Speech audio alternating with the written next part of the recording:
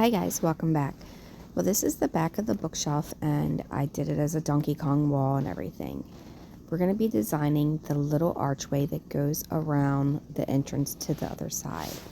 First thing is you want to cut it out and then you want to primer it with whatever color you have.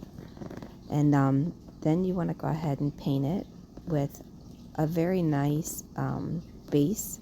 I'm using a paint with paint and primer all in one from Bear.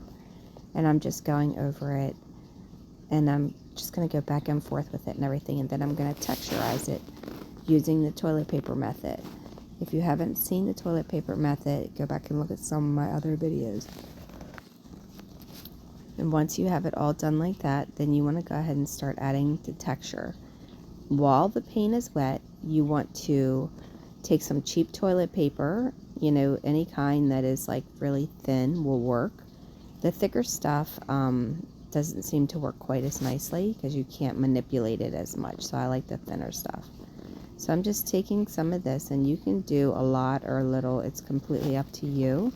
You can cover each brick individually, or you can just do that with a little bit of texture on there.